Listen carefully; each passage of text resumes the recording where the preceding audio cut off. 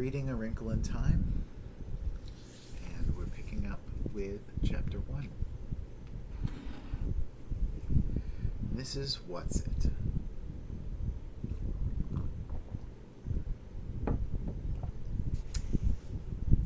It was a dark and stormy night. In her attic bedroom, Margaret Murray, wrapped in an old patchwork quilt, sat on the foot of her bed and watched the trees tossle in the frenzied lashings of the wind. Behind the trees, clouds scrubbed frantically across the sky. Every few moments, the moon rippled through them, creating wraith-like shadows that raced across the ground.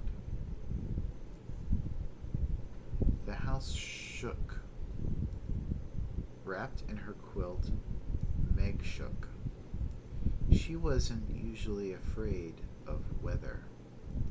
It's not just the weather, she thought. It's the weather on top of everything else. On top of me. On top of Meg Murray doing everything wrong. School. School was all wrong. She's been dropped down to the lowest section in her grade. That morning, one of her teachers had said crossly, "Really, Meg? I don't understand how a child with parents as brilliant as yours are supposed to be can be such a poor student. If you don't manage to do a little better, you'll have to stay back next year." During lunch, she'd roughhouse a little to try to make herself feel better, and one of the girls said scornfully, "After all, Meg, we aren't grammar school kids anymore.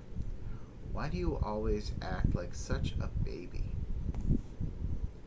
And on the way home from school, walking up the road with her arms full of books, one of the boys had said something about her dumb baby brother.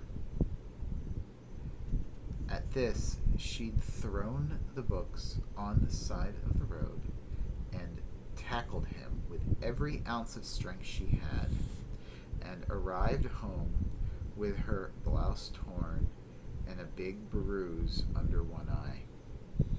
She's a bruiser. Sandy and Denny's,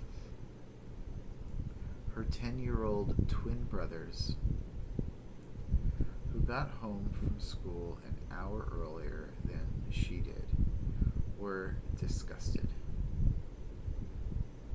"Let us do the fighting when it's necessary," they told her. A delinquent, that's what I am, she thought grimly.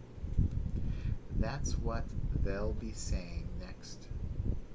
Not mother, but them, everybody else. I wish father... But it was still not possible to think about her father without the danger of tears. Only her mother could talk about him in a natural way, saying, "When your father gets back." Gets back from where and when? Surely her mother must know what people were saying. Must be aware of the smugly vicious gossip. Surely it must hurt her as it did Meg. But if it did, she gave no outward sign. Nothing ruffled the serenity of her expression. Why can't I hide it too? Meg thought. Why do I always have to show everything? The window rattled madly in the wind, and she pulled the quilt close about her. Curled up on one of her pillows, a gray, fluffy fluff of a kitten yawned, showing its pink tongue, tucked its head under again, and went back to sleep. Everybody was asleep. Everybody except Meg. Even Charles Wallace, the dumb baby brother, who had an uncanny way of knowing when she was awake and unhappy, and who would come so many nights, tiptoeing up the attic stairs to her. Even Charles Wallace was asleep. How could they sleep? All day on the radio there had been hurricane warnings. How could they leave her up in the attic in the rickety brass bed, knowing that the roof might be blown right off the house? And she tossed out into the wind night sky to land who knows where.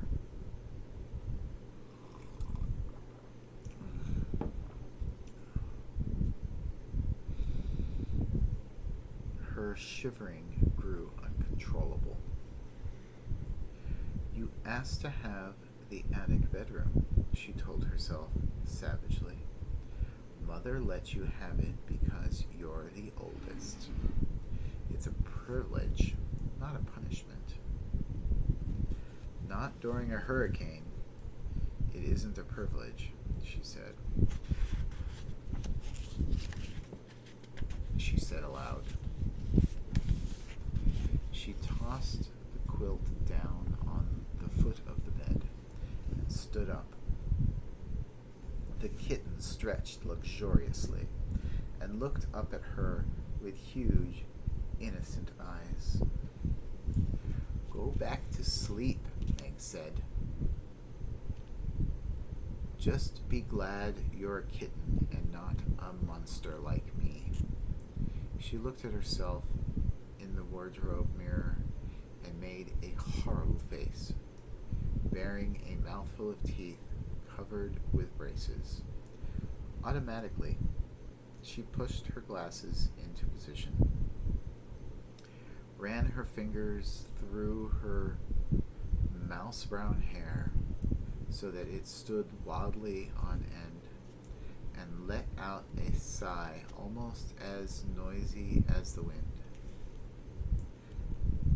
The wide wooden floorboards were cold against her feet.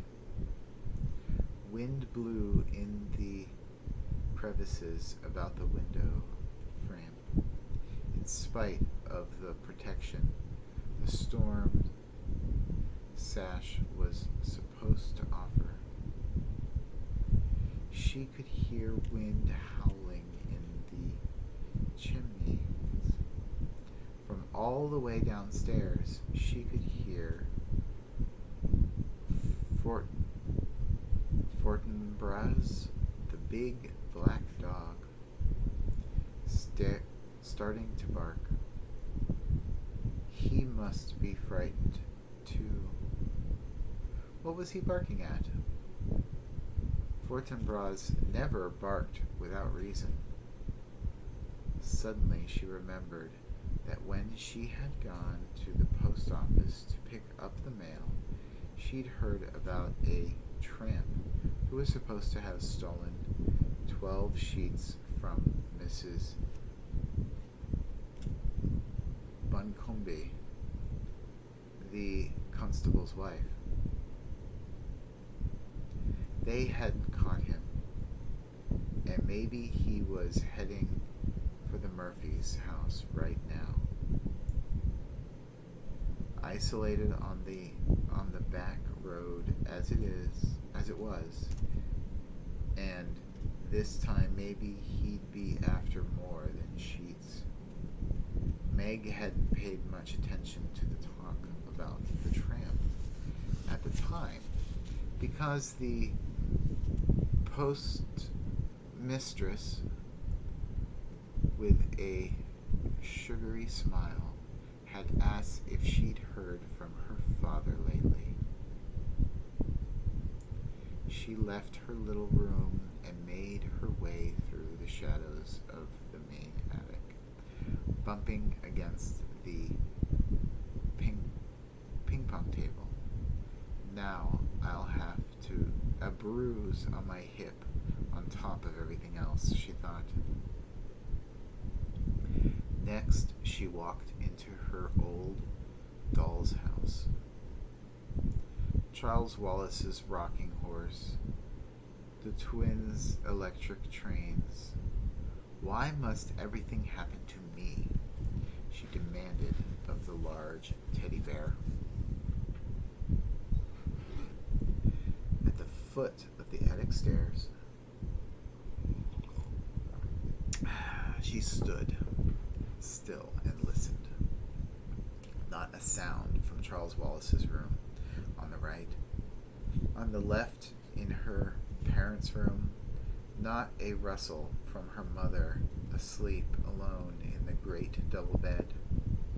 She tiptoed down the hall and into the twins' room, pushing again at her glasses, as though they could help her to see better in the dark. Denny's was snoring. Sandy murmured something about baseball and subsided. The twins didn't have any problems. They weren't great students, but they weren't bad ones either. They were perfectly content with a succession of B's and an occasional A or C. They were strong and fast runners and good at games. And when cracks were made about anybody in the Murphy family, they weren't made about Sandy and Denny's.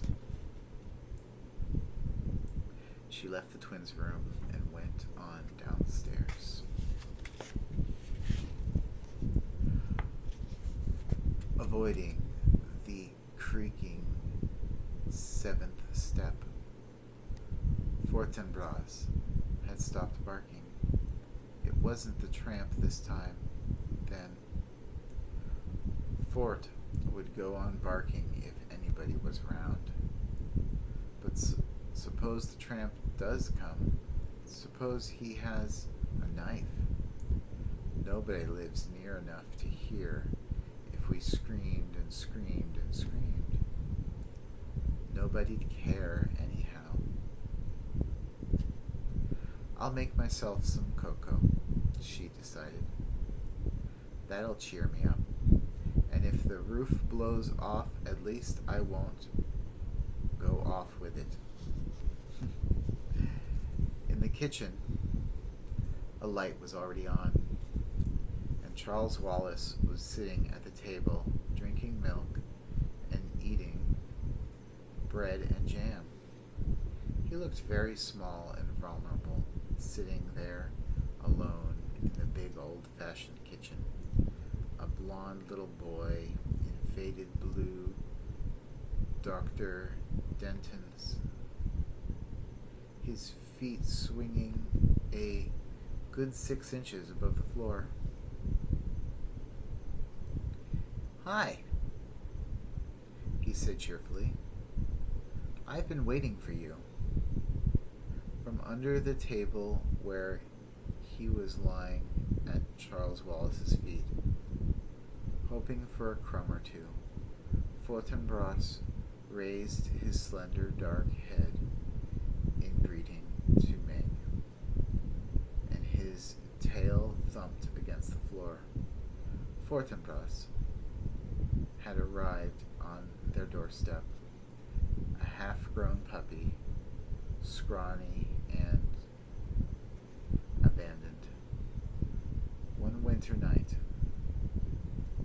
He was, Meg's father had decided, part Llewellyn setter and part greyhound, and he had a slender, dark beauty that was all his own.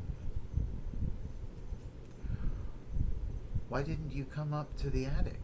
Meg asked her brother, speaking as though he were at least her own age. "I've been scared stiff.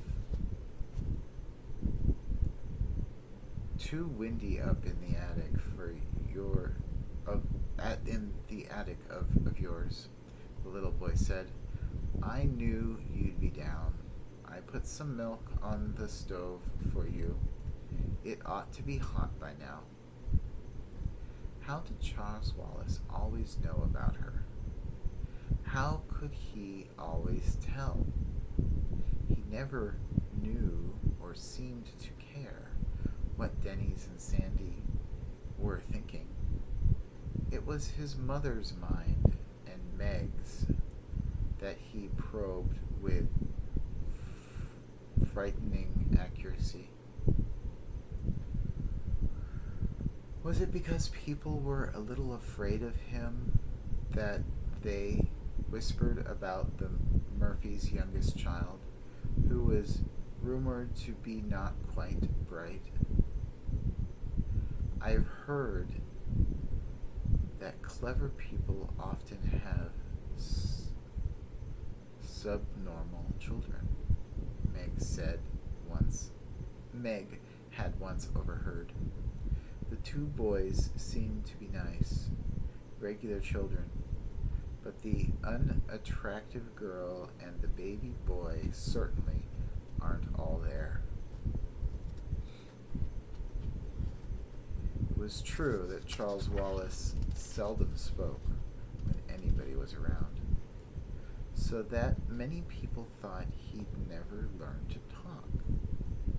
And it was true that he hadn't talked at all until he was almost 4. Meg would turn white with fury when people looked at him and chuckled, shaking their heads sadly. "Don't worry about Charles Wallace, Meg," her father had once told her. Meg remembered it very clearly because it was shortly before he went away. There's nothing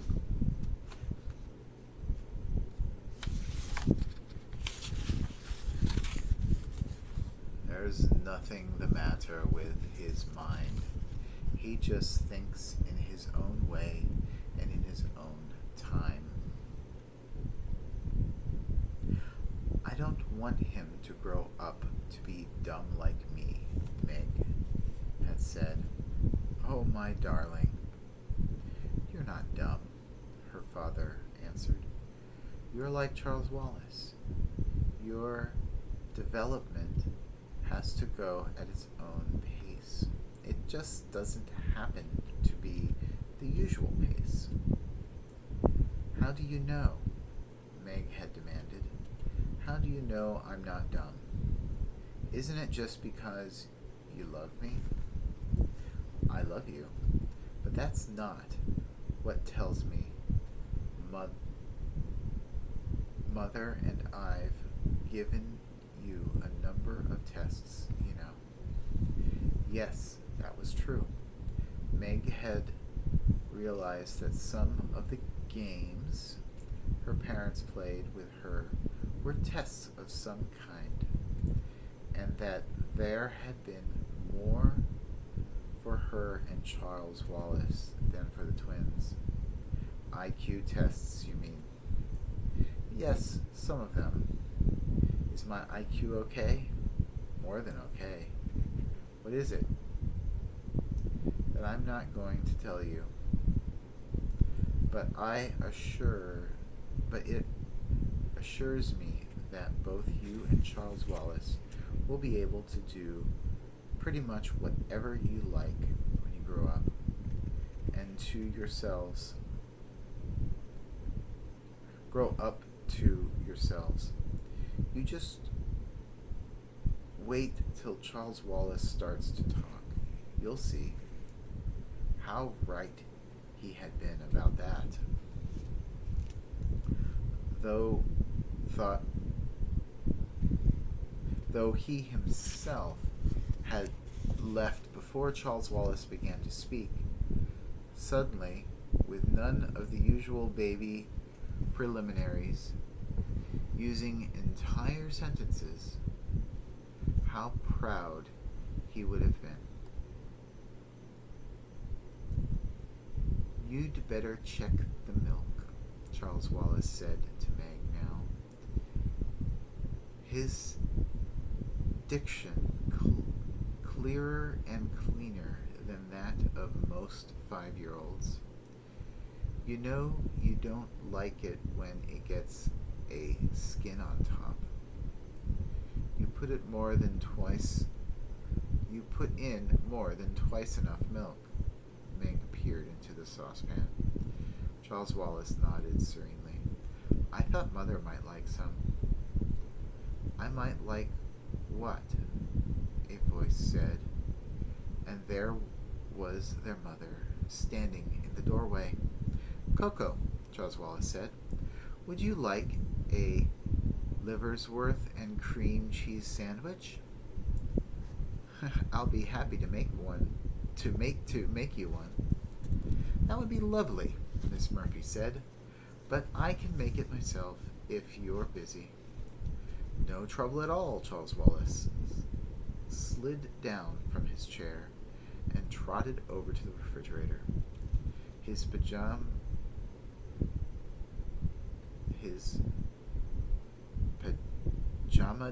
feet padded softly as a kitten's. "How about you, Meg?" he said. "Sandwich?" "Yes, please," she said, "but not liver's worth. Do we have any tomatoes?" Charles Wallace peered into the crisper. "One. All right, if I use it on Meg, Mother?" "To what better use could it be put?" Mrs. Murphy. Mrs. Murphy smiled. "But not so loud, please, Charles. That is, unless you want the twins downstairs, too." "Let's be exclusive," Charles Wallace said. "That's my new word for the day. Impressive, isn't it?" "Prodigious," Mrs. Murphy said. "Meg, come let me look at that bruise." Meg knelt at her mother's feet. The warmth and light of the kitchen had relaxed her so that her attic fears were gone. The cocoa steamed fragrantly in the saucepan.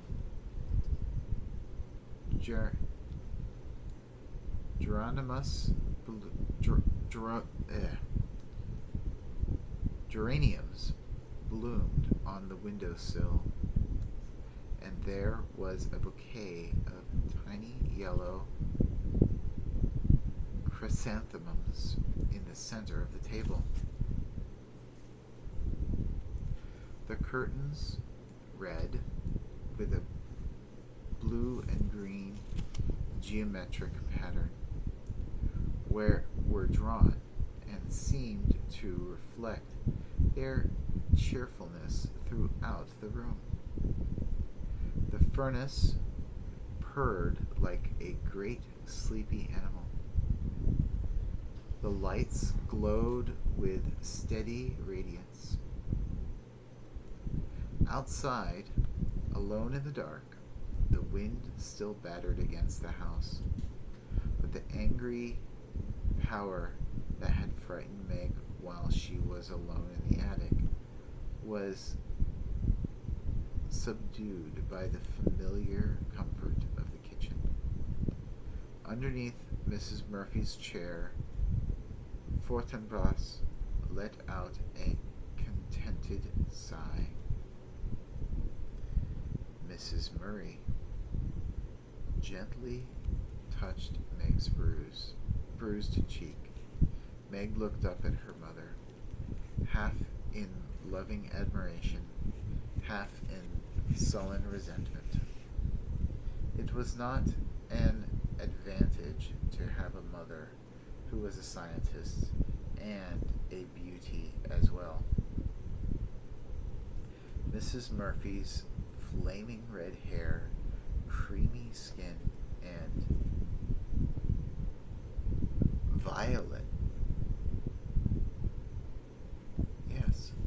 eyes with long dark lashes seemed even more spectacular in comparison with Meg's outrageous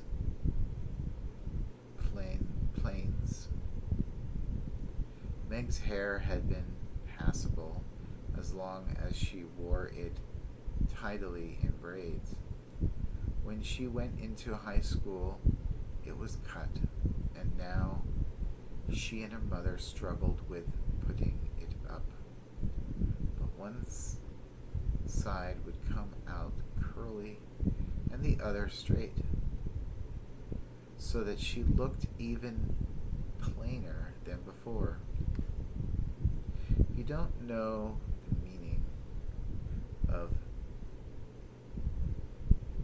moderation, do you, my darling? Mrs. Murray asked. A happy medium is something I wonder if you'll ever learn. That's a nasty bruise that the Henderson boy gave you. By the way, shortly after you'd gone to bed, his mother called up to complain about how badly you'd hurt him.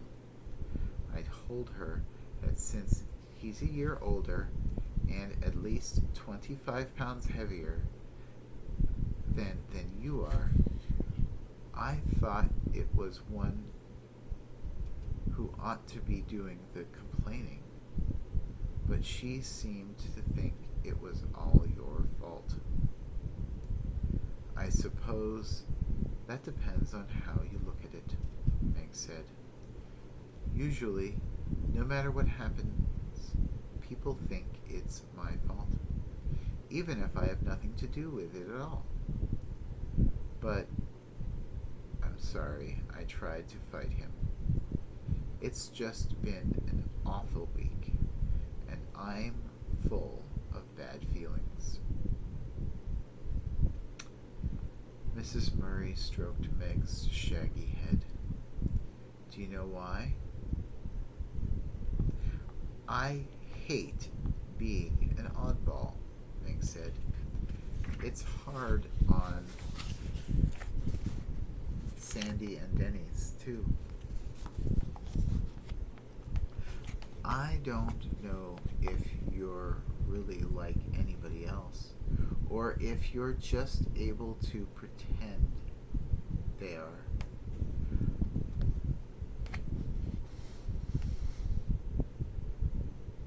I don't know if they're really like everybody else, or if they're just able to pretend they are. I try to pretend, but it isn't any help. You're much too straightforward to be able to pretend to be what you aren't, Mrs. Murray said. I'm sorry, Meglet. Maybe if Father were here, he could help you, but I don't think I can do anything till you've managed to plow through some more time. Then things will be easier for you. But that isn't much help right now, is it? Maybe if I weren't so repulsive looking, maybe if I were pretty like you. Mother's not a bit pretty. She's beautiful, Charles Wallace announced, slicing liverwurst. Therefore, I bet she was awful at your age. How right you are, Mrs. Murphy said. Just give yourself time, Meg. Lettuce on your sandwich, Mother? Charles Wallace asked. No, thanks. He cut the sandwich into sections, put it on a plate, and set it in front of his mother. You'll be along in just a minute, Meg. I think I'll talk to Mrs. WhatSit about you. Who's Mrs. WhatSit? Meg asked. I think I want to be exclusive about her for a while, Charles Wallace said. Onion salt? Yes, please. What's Mrs. WhatSit stand for? Mrs. Murphy asked. That's her name, Charles Wallace answered. You'll know the old shingled house back in the woods that the kids won't go near because they say it's haunted? That's where they live. They? Mrs. WhatSit and her two friends. I was out with Fortinbras a couple of days ago, and the twins were at school. Meg, we like to walk in the woods, and suddenly he took off after a squirrel, and I took off after him, and he ended up by the haunted house. So I met them by accident, as you might say. But nobody lives there, Meg said. Mrs. WhatSit and her friends do. They're very enjoyable. Why didn't you tell me about it before? Mrs. Murray asked. And you know you're not supposed to go off our property without permission. Charles, I know, Charles said. That's one reason I didn't tell you. I just rushed off after Fortinbras without thinking. And then I decided, well, I'd better save them from an emergency anyhow. A fresh gust of wind took the house and shook it. And suddenly the rain began to lash against the windows. I don't think I like this wind, Meg said nervously. We'll lose some shingles off the roof, that's certain.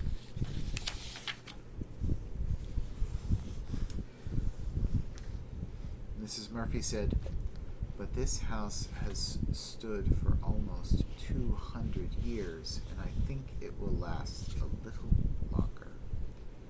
Meg, there's been many a high wind up on this hill, but this is a hurricane, Meg wailed.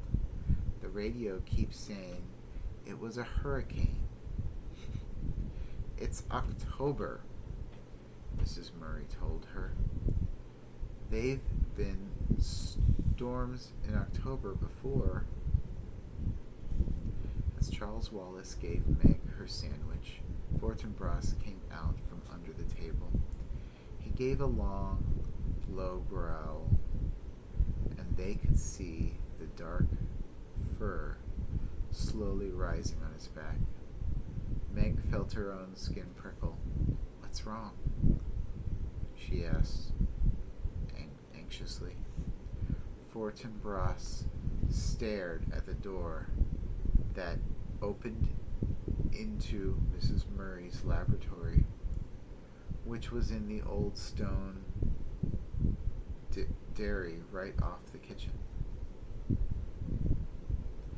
Beyond the lab, a pantry led outdoors. though Miss Murray had done her best to train the family to come into the house through the garage door or the front door and not through her lab. But it was the lab door and not the garage door toward which Fortinbras was growling. "You didn't leave any nasty-smelling chemicals cooking over a Bunsen burner, did you, Mother?" Charles Wallace asked. Mrs. Murray stood up. "No, but I think I'd better go see what's upsetting Fort anyhow." "It's the tramp. I'm sure it's the tramp," Meg said nervously. "What tramp?" Charles Wallace asked. "They were saying at the post office this afternoon that a tramp stole all Miss Buncombe's sheets." "We'd better sit on a pillowcase then," Mrs. Murray said lightly. "I don't think even a tramp would be out on a night like this, Meg." "But that's probably why he is out," Meg wailed, "trying to find a place not to be out. In which case, I'll offer him the barn till morning." Mrs. Murray went briskly to the door. "I'll go with you." Meg's voice was shrill. "No, Meg. You stay with Charles and eat your sandwich." "Eat?" Meg exclaimed as Mrs. Murray went out through the lab. "How does she expect me to eat?" "Mother can take care of herself," Charles said. "Physically, that is."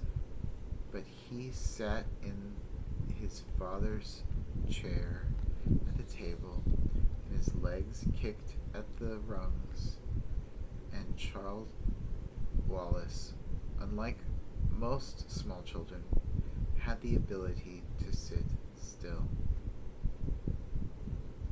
After a few moments, that seemed like forever to Meg, Mrs. Murray came back in, holding the door open for... Was it the tramp?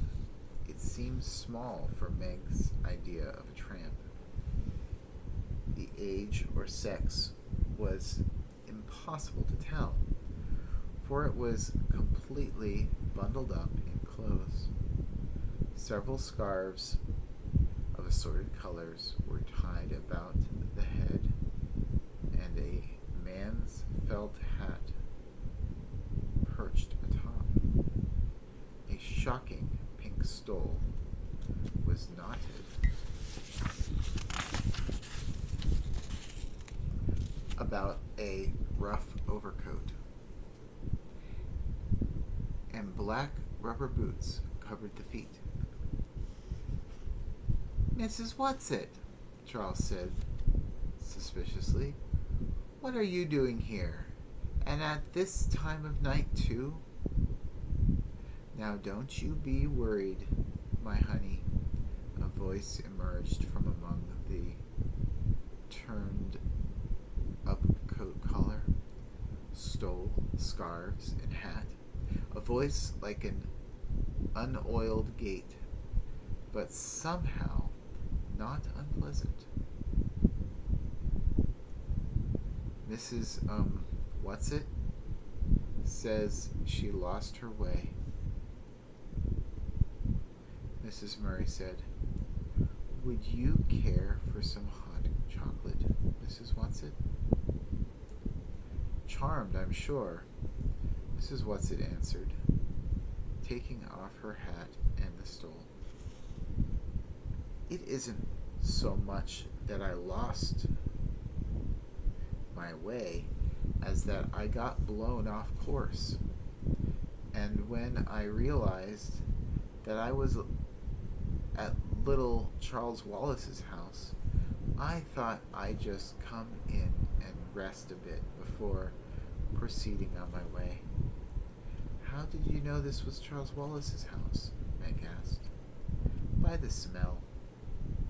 Mrs. Watsit untied a blue and green paisley scarf, a red and yellow flowered print, a gold Liberty print, a red and black bandana.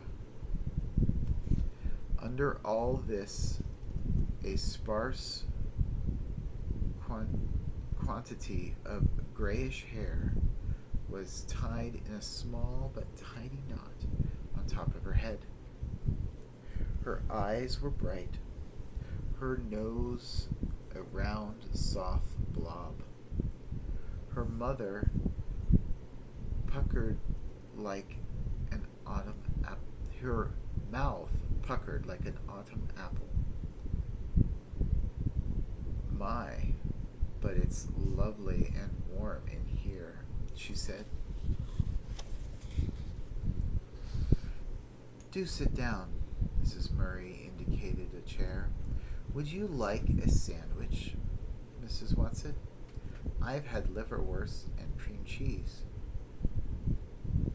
Charles has had bread and jam, and Meg lettuce and tomato. Now let me see, Mrs. Watsit pondered. I'm passionately fond of Russian caviar. You peaked, Charles cried indignantly. We're saving that for Mother's birthday, and you can't have any. Mrs. Watsit gave a deep and pathetic sigh. No, Charles said. Now you mustn't give in to her, Mother, or I shall be very angry. How about tuna fish salad? All right, Mrs. Watsit said meekly. I'll fix it, Meg offered, going to the pantry for a can of tuna fish. For crying out loud, she thought, this old woman comes barging in on us in the middle of the night, and Mother takes it as though there weren't anything peculiar about it at all. I'll bet she is the tramp. I'll bet she did steal those sheets, and she's certainly no one Charles Wallace ought to be friends with, especially when he won't even talk to ordinary people.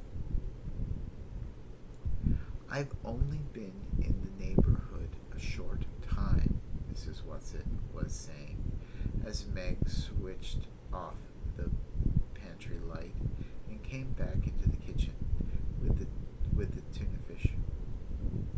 And I didn't think I was going to like the neighborhood at all until dear little Charles came over with his dog.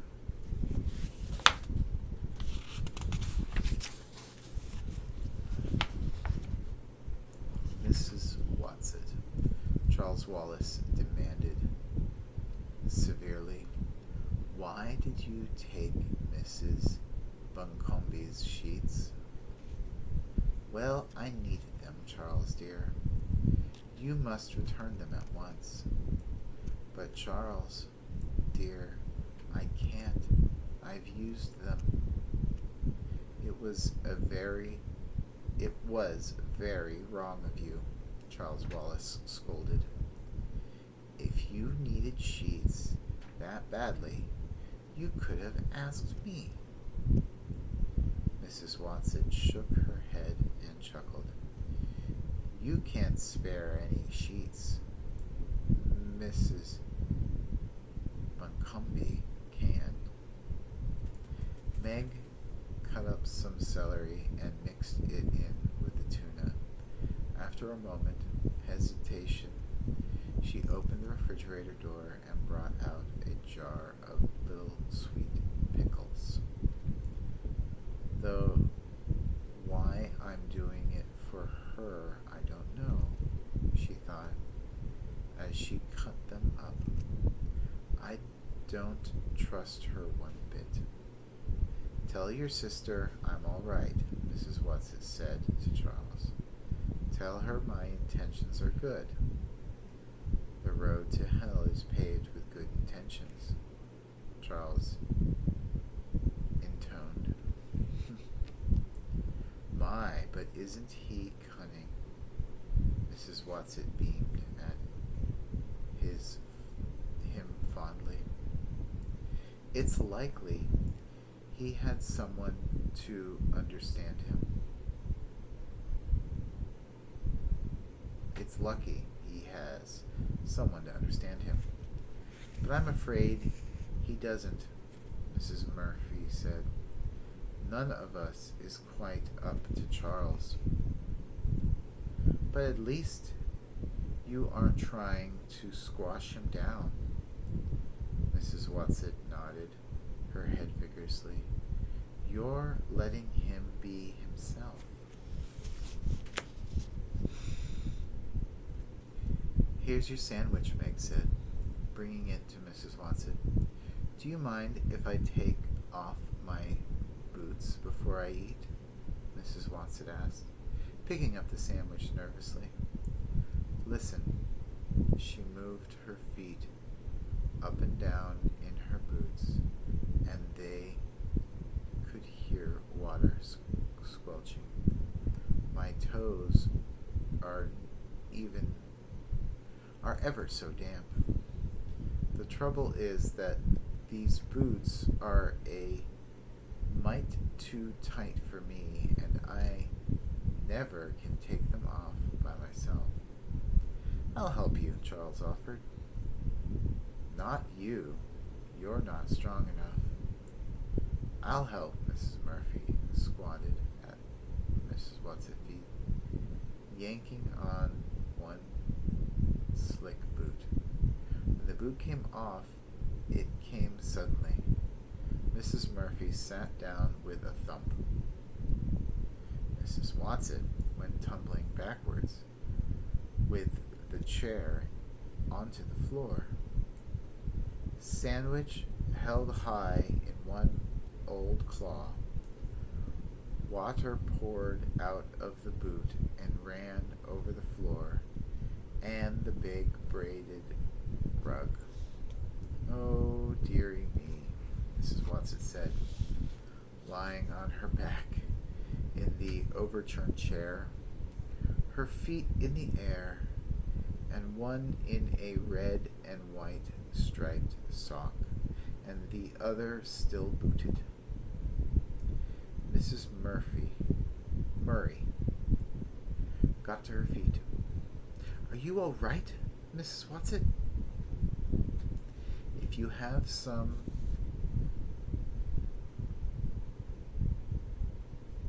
liniment, I'll put it on my dignity, Mrs. WhatSit said, still supine. I think it's sprained. A little oil of cloves mixed well with garlic is rather good. And she took a large bite of the sandwich.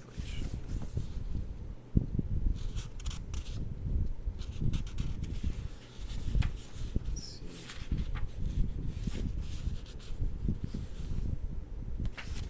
Okay. Do please get up, Charles said. I don't like to see you lying there that way. You're carrying things too far. Have you ever tried to get to your feet without a sprained dignity?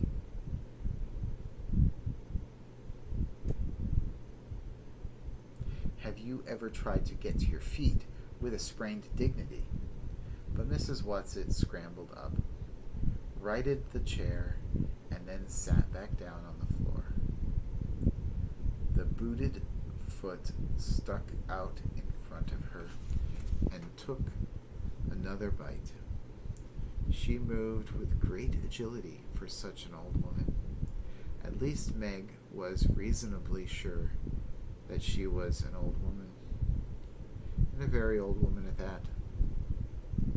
Mrs. WhatSit, her mouth full, ordered Mrs. Murphy, "Now pull while I'm already down," quite calmly, as though the old woman and her boots were nothing out of the ordinary. Mrs. Murray pulled until the second boot relinquished the foot. The foot was covered with blue and gray argyle sock, and Mrs. WhatSit sat there, wringing her toes, contentedly finishing her sandwich before scrambling to her feet. "Ah," she said, "that's ever so much better," and took both boots and shook them out over the sink. "My stomach is full and I'm warm inside and out, and it's time I went home." "Don't you think you better stay till morning?" Mrs. Murray said. "Oh, thank you, dearie, but there's so much to do. I just can't waste time sitting around frivolously. Oh, frivoling. It's much too wild a night to travel in." "Wild nights are my glory," Mrs. WhatSit said. "I just got caught in a downdraft and blown off course."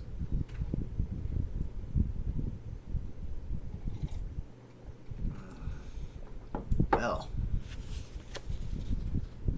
at least till your socks are dry." "Wet socks don't bother me. I just don't like the water squishing around in my boots. Now don't worry about me, lamb."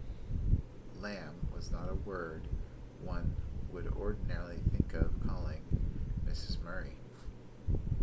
"I shall just sit down for a moment and pop on my boots, and then I'll be on my way. Speaking of ways, pet, by the way, there is such a thing as a tesseract."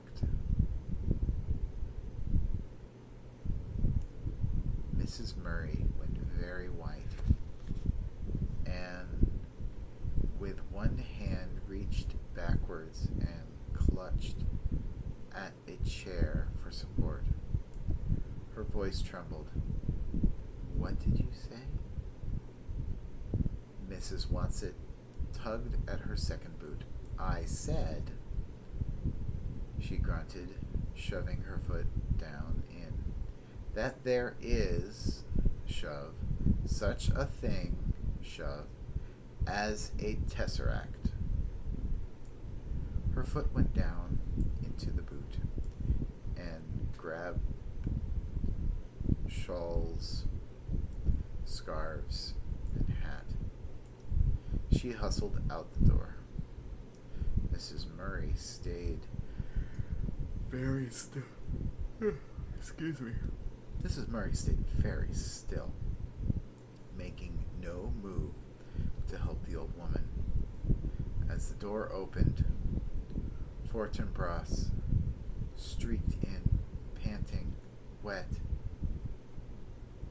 and shiny as a seal.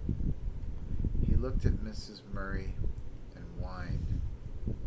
The door slammed. "Mother, what's the matter?" Meg cried. "What did she say? What is it?" "The tesseract," Mrs. Murray whispered. What did she mean? How could she have known?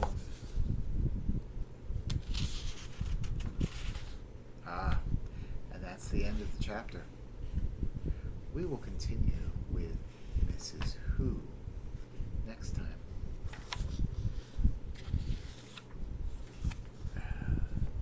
So we finished on page 27.